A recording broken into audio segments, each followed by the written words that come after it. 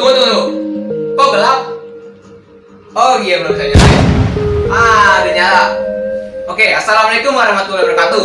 Kenalkan, nama saya Fadlan Muhammad dari kelas 12 kelas 1. Saya bersekolah di SMA Negeri 36, Jakarta. Guru pembimbing saya adalah Ibu Titin Yunarsi, SPD. Di video kali ini, saya akan melakukan percobaan pada ayunan bandul sederhana. Yuk kita tonton! Sebelum melakukan percobaan, saya akan jelaskan tujuan praktikum yang saya buat. Tujuannya adalah untuk menentukan harga percepatan gravitasi. Oke?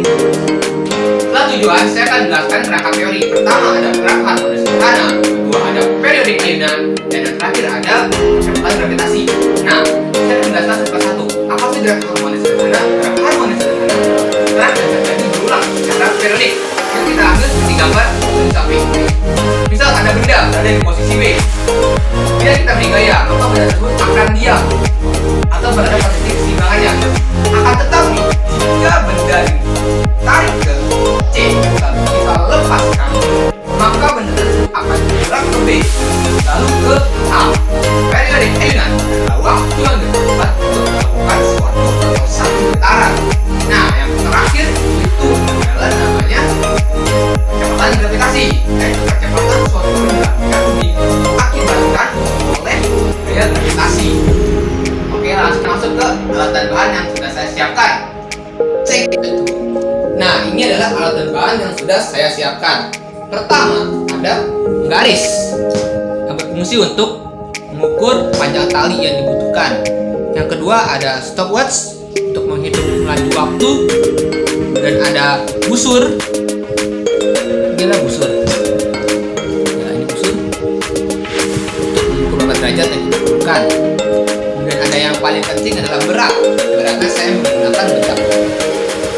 Nah, bahan utamanya adalah tali yang sudah saya ukur atau kita ukur sepanjang 1 meter atau 100 cm. Dan ada laporan praktikum yang sudah saya siapkan beserta alat tulisnya. Oke, kita masuk ke ujian praktek yang sebenarnya. Nah, ini percobaan pertama menggunakan tali sepanjang 80 cm dengan busur derajat 15 derajat. Ini kita ambil busur derajatnya lalu kita ukur. Oke, kita posisikan pada titik pusat. Nah, lalu kita tarik 15 derajat. Ya, cukup segini 15 derajat. Nah, kita hanya butuh 10 getaran. Dimulai pada stopwatch 0,3. 1 2 3 4 5 6 7.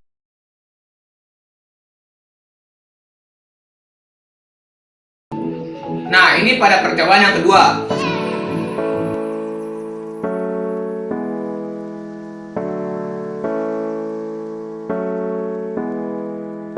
Percobaan yang ketiga. Yang kedua, rep 3.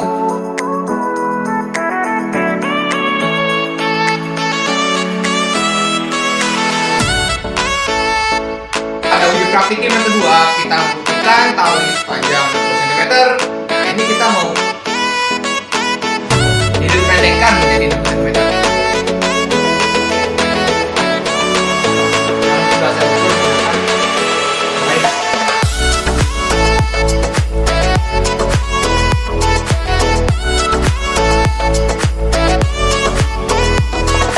Sudah saya bikin pusatkan, sekarang kita tarik 15 derajat. Ya, cukup 15 derajat. Oke, mulai. Oke, percobaan pertamanya kita mulai pada tukan 0 per 0. Kita mulai 1 2 3. 2 3 4 5 8 9 getaran. Dan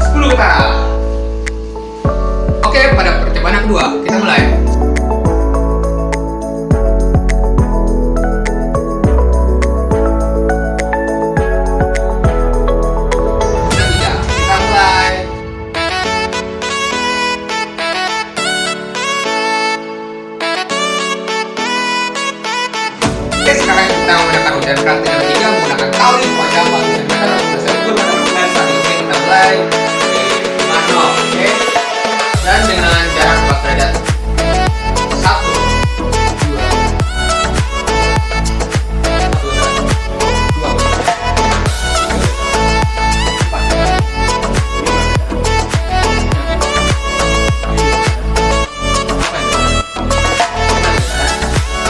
10 meter. Oke, percobaan yang kedua.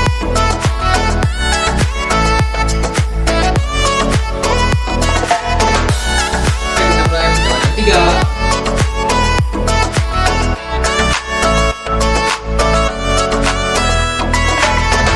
Oke, sekarang saya akan jelaskan kesimpulan yang kita peroleh dan penyebab kesalahannya serta saran dan solusi untuk meminimalisir dari kesalahan yang kita coba pada ujian praktek ini. Oke. Dari percobaan yang dilakukan, diperoleh percepatan gaya gravitasi dengan mengganti panjang tali dengan tiap ukuran tali masing-masing dilakukan 3 kali percobaan. Dari data yang diperoleh dan dihitung dengan menggunakan rumus E sama dengan 4Pi kuadrat dikali L per T kuadrat. Panjang tali 80 cm, panjang tali 60 cm, panjang tali 40 cm. Kemudian menghitung sigma percepatan gravitasi dengan menjumlahkan keseluruhan dari total setiap percobaan. Banyaknya percobaan ada 9.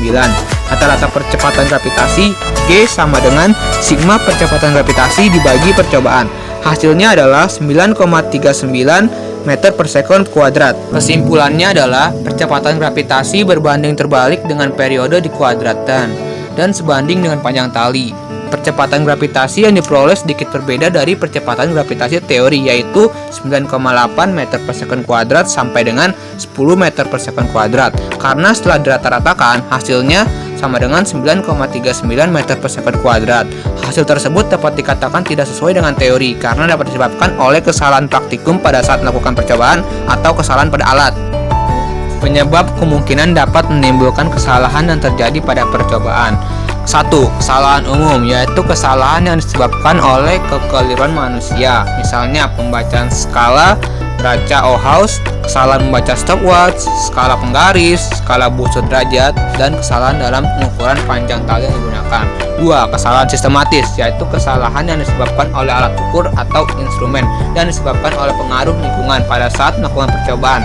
Misalnya, statifnya bergoyang karena tidak datar yang dapat mengganggu gerakan bandul sehingga waktu yang diperlukan untuk 10 kali ayunan untuk massa beban, panjang tali, dan sudut tertentu menjadi kurang akurat. 3. Kesalahan acak, yaitu kesalahan yang terjadi terlalu cepat dan disebabkan oleh hal-hal yang tidak diketahui secara pasti sehingga pengontrolannya di luar jangkauan kita.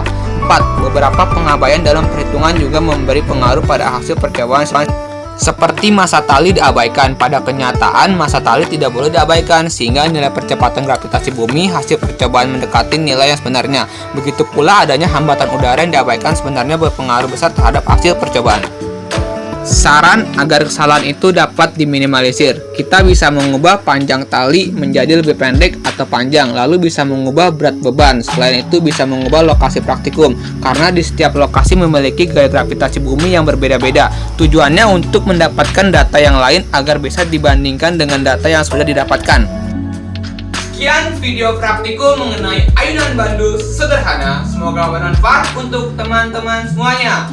Akhlakum min rabbika wa la takunanna minal mumtarin. Kurang lebihnya